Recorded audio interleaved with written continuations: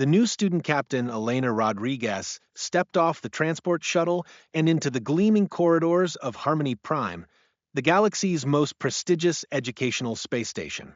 The metal floors beneath her boots reflected the soft, ambient lighting that seemed designed to create perpetual twilight, peaceful, calming, non-threatening. Everything about this place screamed safety and tranquility, which made Elena feel more out of place than ever. She adjusted the strap of her duffel bag and checked her datapad for directions to the administrative offices. Around her, the station buzzed with activity as various alien species moved through the corridors with unhurried grace. There were the tall, ethereal crystallines whose bodies seemed to be made of living gemstone, their movements creating soft chiming sounds. The bird-like aviarians glided rather than walked, their colorful plumage catching the light in beautiful patterns. Gentle Bavidians who resembled enormous earth cattle but walked upright and wore flowing robes, moved in small herds while discussing philosophical concepts in their deep, resonant voices. Elena caught several curious glances directed her way, followed immediately by what she had come to recognize as the universal expression of fear. Conversations stopped mid-sentence. Students pressed themselves against the walls to give her a wider berth. A group of small, flower-like beings actually turned and fled in the opposite direction when they saw her approaching.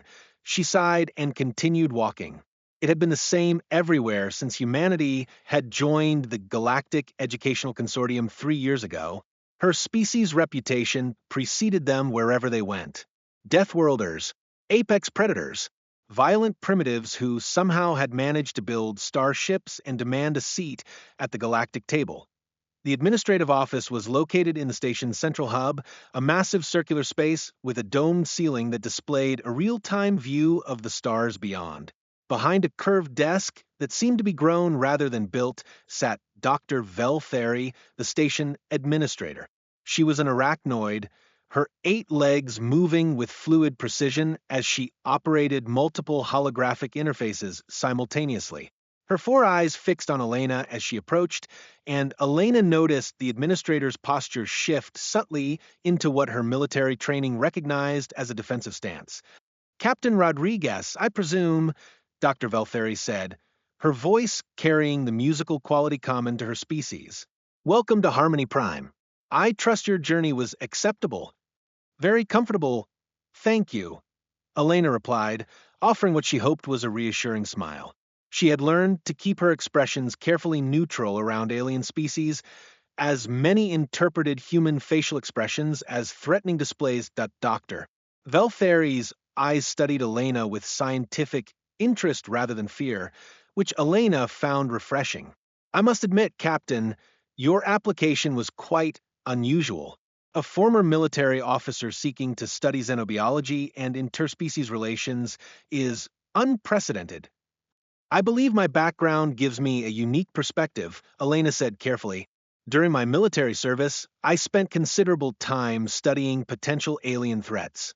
Now, I'd like to learn about alien life from a more academic standpoint." "Yes, I see."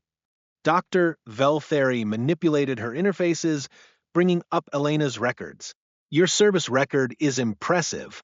Decorated officer, specialist in xenological warfare, survival expert. It raises certain questions." Elena had expected this conversation. "Dr. Veltheri, I know my species has a reputation, but I'm here to learn, not to cause trouble. I want to understand other forms of life, not figure out how to defeat them." The administrator's posture relaxed slightly. "I appreciate your directness, Captain. However, I feel obligated to inform you that many of our students come from what humans would call garden worlds, peaceful planets where evolution favored cooperation over competition. The presence of a deathworlder, particularly one with military training, may cause significant anxiety among the student body." "I understand the concerns," Elena said, "but isn't the purpose of education to challenge our preconceptions? How can the galaxy truly understand the diversity of life if we only study with those who are exactly like us?" Dr. Veltheri made a sound that Elena's translation implant interpreted as approval. "An interesting point. Very well, Captain.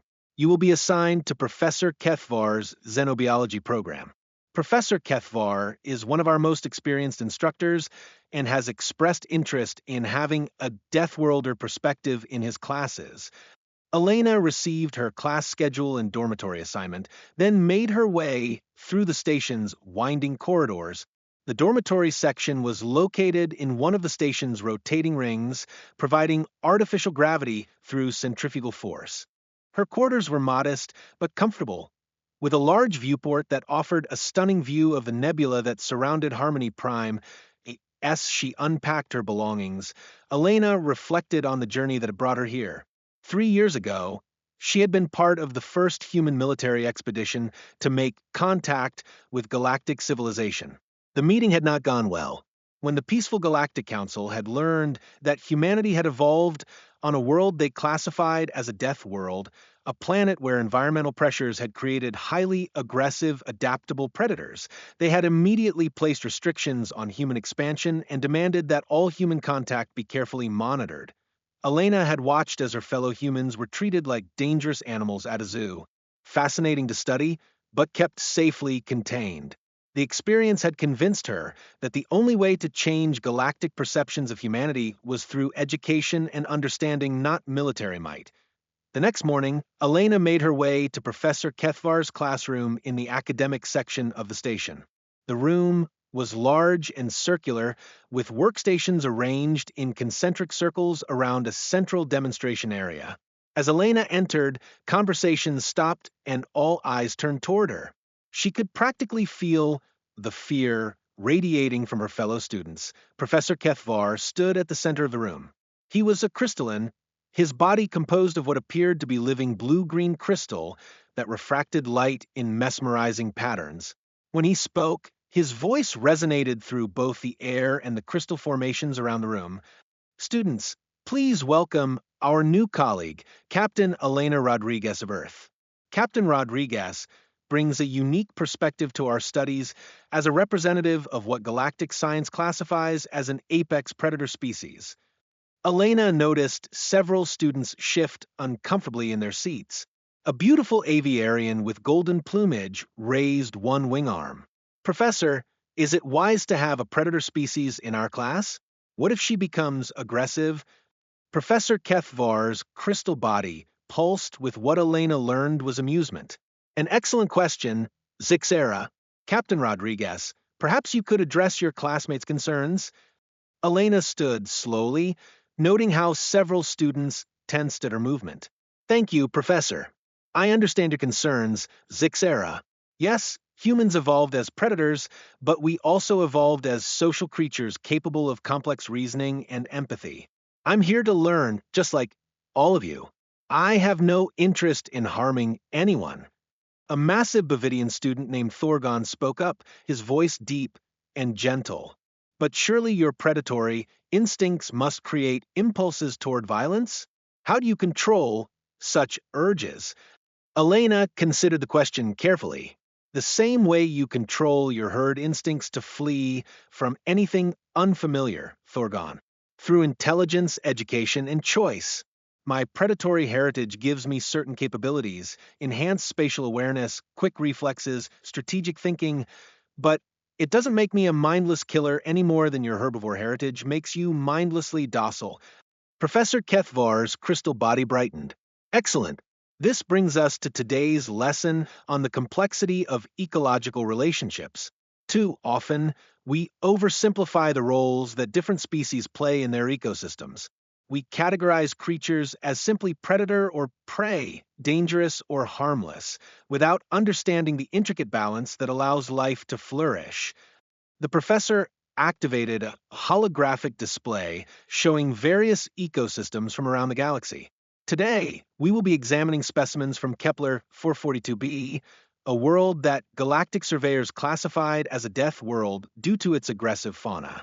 However, recent studies have shown that the complex predator-prey relationships on this world have created one of the most stable and diverse ecosystems in known space.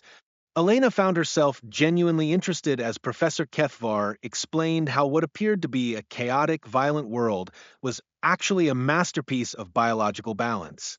Each predator species had evolved specific hunting strategies that prevented any one prey species from being overhunted, while the prey species had developed elaborate survival mechanisms that kept the predator populations in check. For our practical examination, Professor Kethvar continued, we will be observing live specimens in our containment facility. These creatures are kept in isolation for safety reasons, but they provide excellent examples of deathworld adaptation. The class moved to an adjacent laboratory where a series of containment fields held various creatures from Kepler 442b. Elena watched her classmates observe the specimens with a mixture of fascination and fear. There were pack hunters the size of earth wolves, but with chameleonic abilities, solitary ambush predators that could phase part. Threats now surrounding it. Wait! Elena called out to the security forces. Don't shoot. It's not attacking. But the security drones were programmed for simple threat assessment. Escaped death world predator equals imminent danger. They began to close in, weapons trained on the void stalker. The creature looked at Elena one more time, and she could swear she saw something in those silver eyes, not just intelligence, but desperate hope, as if it recognized in her something that the others couldn't see. Another predator. Another being that understood what it meant to be feared and misunderstood. Elena made a decision that would change everything. Instead of backing away from a void stalker, she stepped forward, placing herself between the creature and the advancing security drones. Stand down, she commanded, using her military authority. I'm taking charge of this situation. The security drones paused, their programming uncertain about how to handle a situation where a station resident was defending the escaped predator.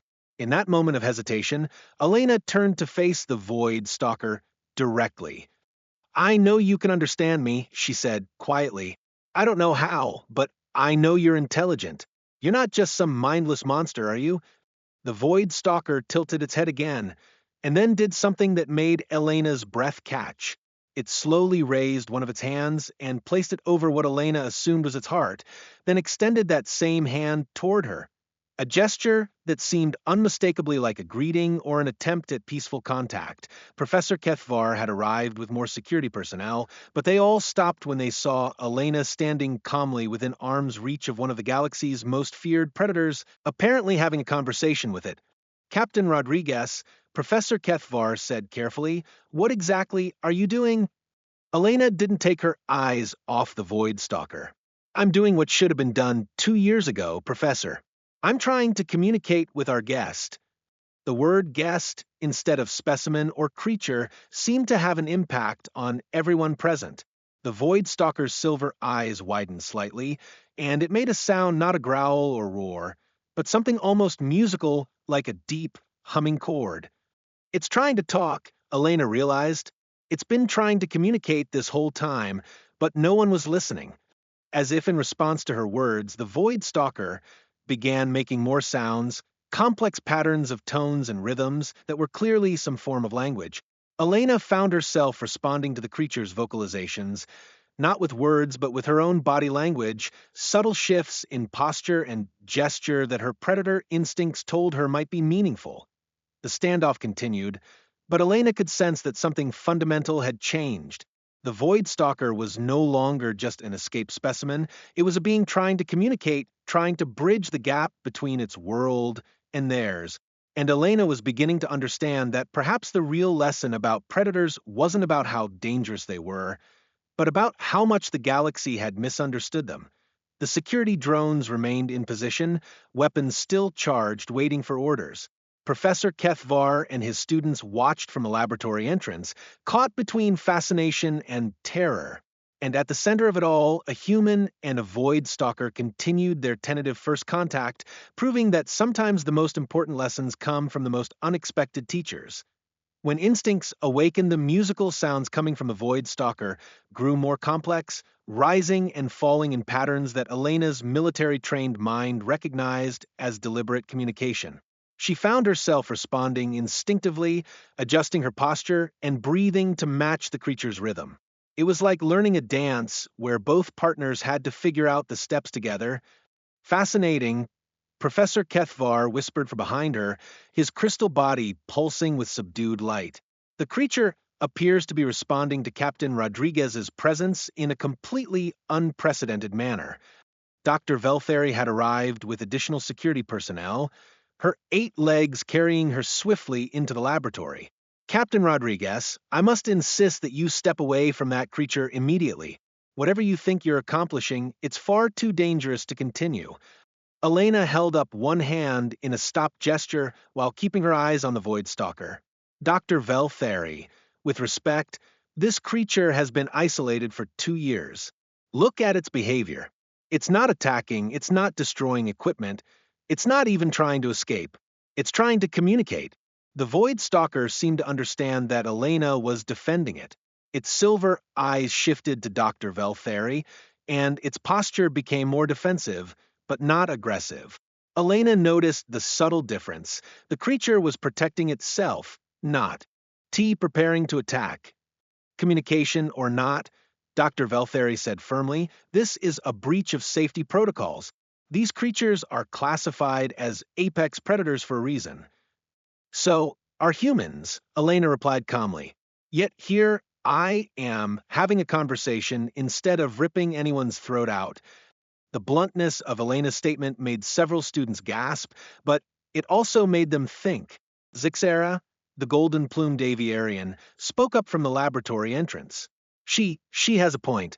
If humans can control their predatory instincts, perhaps this creature can as well. The Void Stalker turned its attention to Zixera when she spoke, tilting its head in what Elena was beginning to recognize as curiosity rather than threat assessment. It made a softer sound, almost like a question. It's responding to different voices, Elena observed.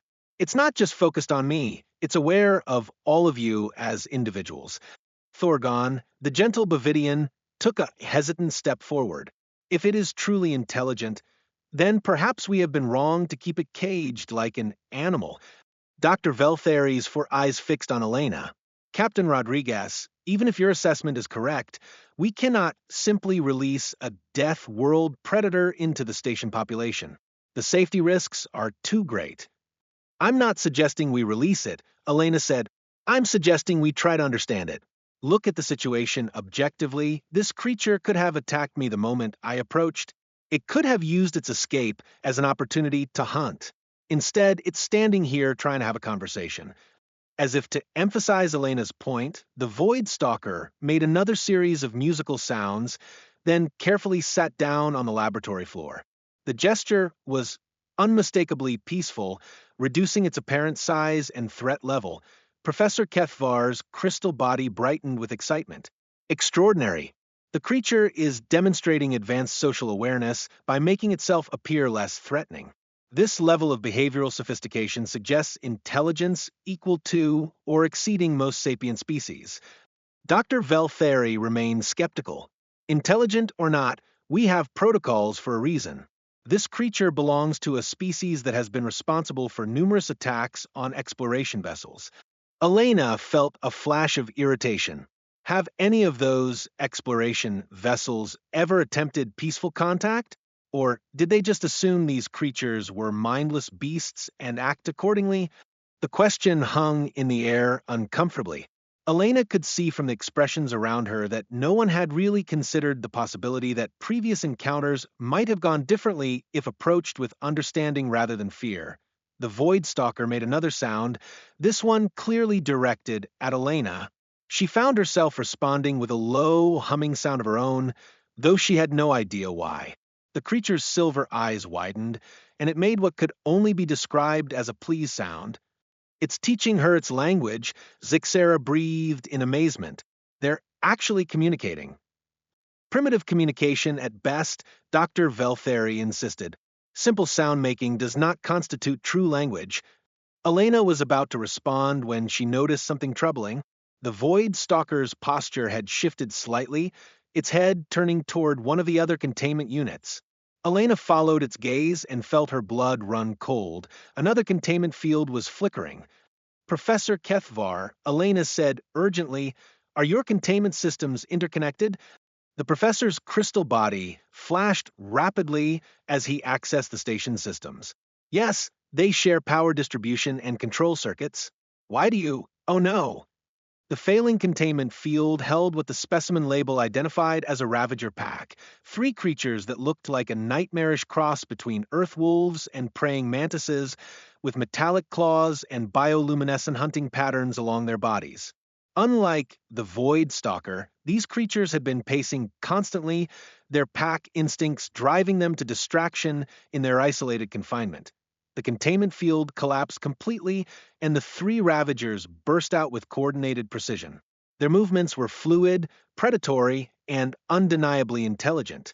They spread out immediately, surrounding the group of students and faculty with practiced ease. Now, we have a real problem, Elena muttered, her military training automatically analyzing the tactical situation. The Ravagers were pack hunters, which meant they would coordinate their attack, use teamwork, and show no mercy once they decided to strike. Panic erupted among the students. Zixera spread her wings and tried to flee, but the Ravagers had already blocked the exits. Thorgon positioned himself protectively in front of smaller students, but his peaceful herbivore nature left him woefully unprepared for actual predators. The security drones began targeting the Ravagers, but the creatures moved too quickly for the automated systems to track effectively. Elena found herself in the center of a nightmare scenario, multiple apex predators loose in a confined space, with dozens of potential victims who had no idea how to defend themselves. Her military instinct screamed at her to take action, but she was unarmed and outnumbered. That was when the Void Stalker stood up. The creature rose to its full 8-foot height and made a sound unlike anything Elena had heard before, a deep, resonant call that seemed to vibrate through the laboratory's walls. The Ravagers froze instantly, their heads turning toward the larger predator with what Elena recognized as immediate recognition and respect. It's challenging them, Elena realized. It's asserting dominance. The largest of the Ravagers, clearly the pack leader, made a series of sharp clicking sounds. The Void Stalker responded with its own vocalizations, and Elena watched in fascination as what was clearly a complex conversation took place between the creatures the doctor. Veltheri was frantically coordinating with security forces through her communication implants. All available personnel to Laboratory Section 7. We have multiple containment breaches. Prepare tranquilizer protocols. Wait, Elena said, holding up her hand again. Look at what's happening. The conversation between the predators was reaching some kind of conclusion. The Void Stalker gestured toward the terrified students, then toward the exits, making more musical sounds. The Ravager pack leader tilted its head, considering, then made what sounded like a question. The Void Stalker responded by pointing directly at Elena, then at itself, making a gesture that Elena somehow understood meant same or similar. It was explaining to the Ravagers that Elena was not prey, she was another predator, and therefore worthy of respect. The pack leader approached Elena slowly, its metallic claws clicking against the laboratory floor. Elena forced herself to remain still, though every instinct screamed at her to run or fight. The creature stopped just within arm's reach and studied her with intelligent amber eyes. Elena looked back steadily, drawing on her military training to project calm authority.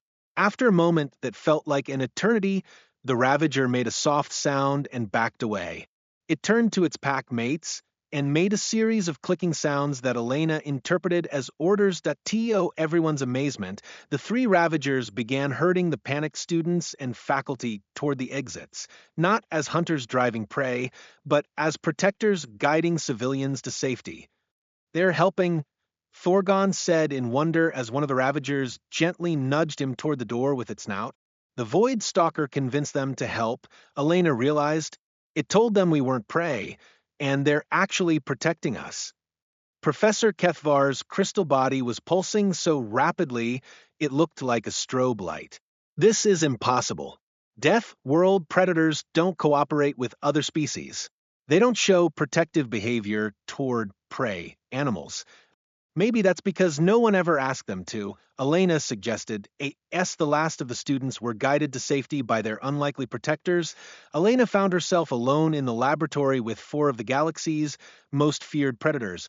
The Ravagers had returned to stand beside the Void Stalker, all four creatures now focused on Elena with unmistakable intelligence and curiosity. The Void Stalker made another series of sounds, then gestured toward the empty containment units. Elena understood immediately. It was asking about the other creatures, about their treatment, about why they were kept isolated and alone. They were captured, Elena said, not sure if the creature could understand her words, but hoping it might understand her tone. Taken from their homes, kept alone. The people here thought you were dangerous. The Void Stalker's response was a sound of such profound sadness that it made Elena's heart ache. The creature gestured again, this time toward the containment units and then toward the stars visible through the laboratory's viewports. It was asking about home, about return, about freedom. I don't know, Elena said, honestly, but I'm going to try to help. I'm going to try to make them understand that you're not monsters. The creature stepped closer and, very gently, placed one of its large hands on Elena's shoulder. The touch was warm and surprisingly comforting. It made a soft sound that Elena somehow knew meant gratitude to Dr. Veltheri's voice came over the communication system. Captain Rodriguez, security teams are in position. Please move away from the escape specimens so we can safely neutralize them. Elena looked at the four creatures surrounding her. Beings who had just proved their intelligence, their capacity for cooperation, their ability to show mercy and protection to those they could easily have seen as prey. The thought of them being neutralized, understanding the emergency session of the Galactic Educational Consortium's Ethics Committee convened 12 hours after what station records would officially call the laboratory incident.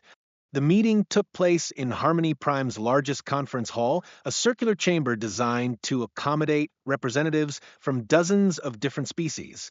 Elena sat at a witness table in the center, flanked by Professor Kethvar and a legal advocate assigned by the station. Across from her, behind reinforced transparent barriers, sat the four creatures that had changed everything. The Void Stalker remained calm and observant, its silver eyes taking in every detail of the proceedings. The three Ravagers stayed close to their larger companion, but Elena could see they were becoming increasingly agitated by the formal atmosphere and the obvious fear radiating from the committee members. The committee was composed of representatives from the major peaceful species. Dr. Yelnasa, a floating jellyfish-like ethereal who served as committee chair, Commander Thexrin, a tall, crystalline luminary military advisor, Professor Dwinera, an elderly Bavidian academic, and several others. Notably absent was any representative from a predator species, for the simple reason that no predator species had ever been admitted to the consortium. Dr. Veltheri sat at the administrative table, her 8 legs moving nervously as she prepared her testimony. Elena could see the station administrator was deeply uncomfortable with the entire situation, caught between her scientific curiosity and her institutional responsibilities. This emergency session is called to order, Dr. Yelnasa announced, her ethereal voice carrying clearly through the chamber's acoustic systems. We are here to address the unprecedented breach of safety protocols involving deathworld specimens and the actions of Captain Elena Rodriguez of Earth. Elena stood when recognized. Honorable committee members, I request that you refer to these beings as individuals rather than specimens.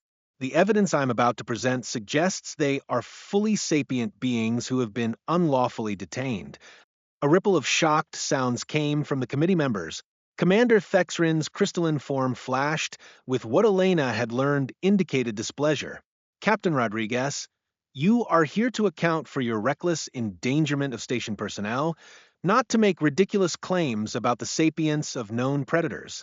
With respect, Commander, my claims are based on direct observation and interaction, Elena replied calmly.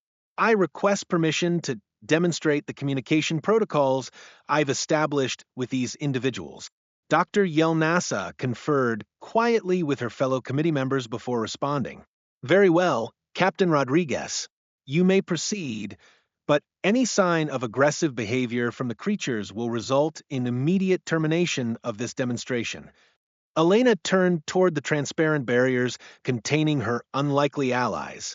The Void Stalker had been watching the proceedings with obvious intelligence, and Elena was certain it understood at least the general nature of what was happening. "My friend," Elena said, using the musical tone she had learned from the creature, "can you help them understand who you really are?" The Void Stalker rose gracefully and approached the barrier. It placed one hand against the transparent surface and began creating complex light patterns across its skin, bioluminescent displays that Elena hadn't seen before. The patterns were intricate, beautiful, and undeniably structured. Professor Kethvar activated his recording equipment. "Committee members, you are observing sophisticated bioluminescent communication. The patterns show clear grammatical structure, symbolic representation, and abstract conceptual thinking." Dr. Yelnasa floated closer to the barrier, her ethereal form shimmering with interest. "The displays are indeed complex, but complexity does not necessarily indicate sapience. Many non-sapient species create elaborate patterns for mating or territorial purposes." Elena had anticipated this argument. "Professor Kethvar, please display the linguistic analysis we completed earlier." The crystalline professor projected holographic displays showing the mathematical breakdown of the Void Stalker's communication patterns. The data clearly shows recursive grammar, metalinguistic references, and creative language generation. This creature is not simply following programmed responses, it is creating original thoughts and expressing complex ideas. One of the Ravagers made a series of clicking sounds, and the Void Stalker responded with its own vocalizations. Elena watched as the two species engaged in what was obviously a conversation about the proceedings. The Ravager is asking about the situation. Elena translated, though she was still learning their communication methods. The Void Stalk R is explaining that we're trying to prove they're intelligent enough to deserve freedom. Commander Thexrin's form flashed dismissively. Convenient translation, "Captain, how do we know you're not simply anthropomorphizing random animal sounds?" Elena felt a flash of irritation, but kept her voice level. "Commander, would you like to test that hypothesis? Ask them a question through me, and see if you get a coherent response." The challenge clearly caught the committee off guard. Dr. Yelnasa considered for a moment before speaking. "Very well. Ask the large creature why it protected the students instead of attacking them." Elena turned to the Void Stalker and carefully composed her question using the musical tones and gestures she had learned. The creature's response was immediate and complex, its bioluminescent patterns flowing across its body as it spoke. It says, Elena translated that attacking the students would have been pointless cruelty. They weren't threats, they were just afraid. It says its people have been hunted and killed by those who fear them, and it understands what it feels like to be seen as a monster. It didn't want to become the monster they expected it to be. The chamber fell silent. The profound sadness and wisdom in the translated response was difficult to dismiss as animal behavior. Professor Dwin Era, the elderly Bavidian, spoke up in his deep, gentle voice. If this translation is accurate, it suggests not only intelligence, but also advanced emotional development and moral reasoning. Elena sensed an opportunity. Honored Professor, would you like to ask a question yourself? The Bavidian academic considered carefully before speaking. Ask the creature what it wants most. Elena posed the question, and the Void Stalker's response was even more complex than before.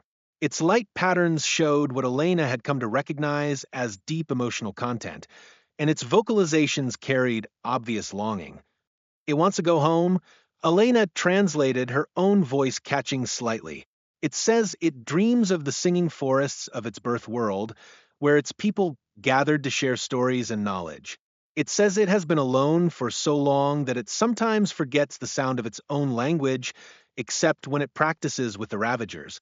It wants to see its family again, but it knows they probably think it's dead. Dr. Yelnasa's ethereal form shimmered with what Elena hoped was empathy. If this creature truly possesses such emotional depth in social bonds, then its continued detention would indeed constitute a serious ethical violation. There's more, Elena said. Show them what you showed me about your people. The Void Stalker began creating the most complex light display Elena had ever seen.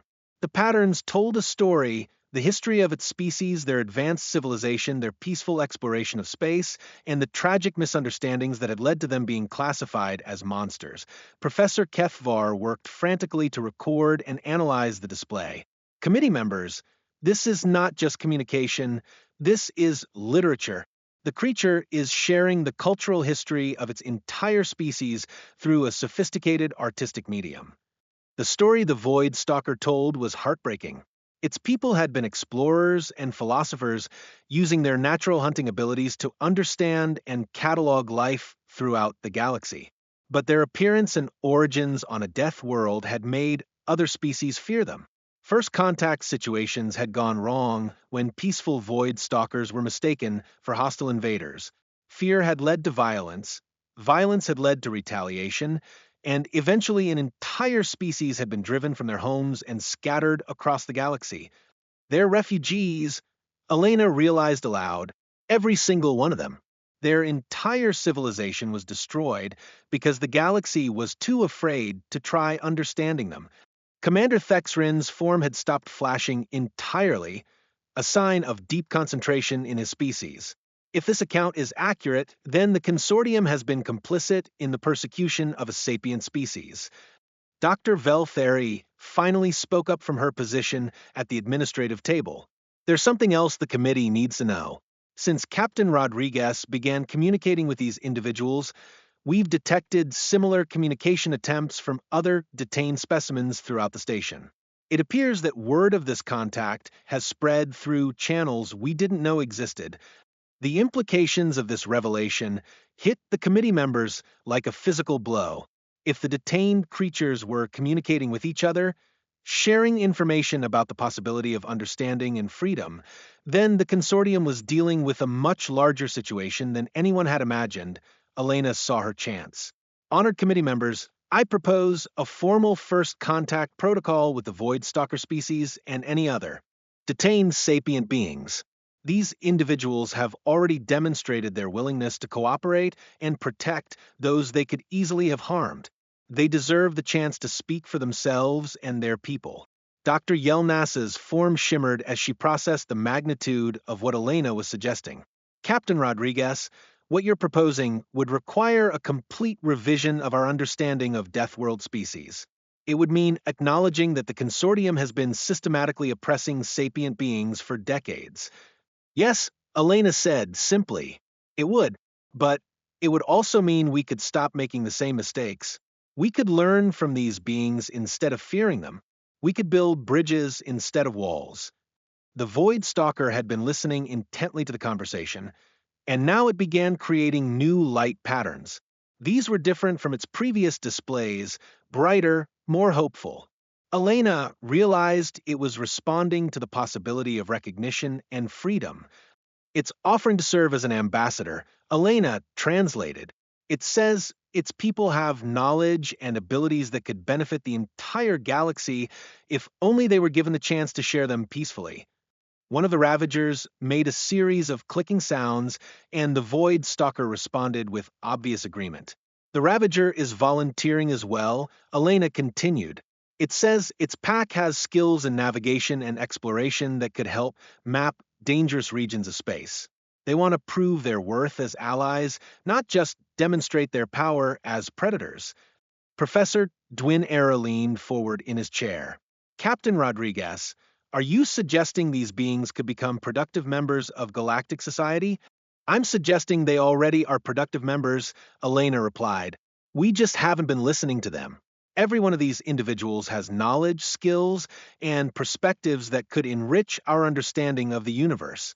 We've been wasting that potential because we were too afraid to see past their origins. The committee members began an intense discussion among themselves, their various forms of communication, creating a symphony of sounds and lights that Elena couldn't follow. The Void Stalker watched the proceedings with obvious interest, occasionally making quiet sounds to its Ravager companions. Finally, Dr. Yelnasa announced the committee's preliminary decision.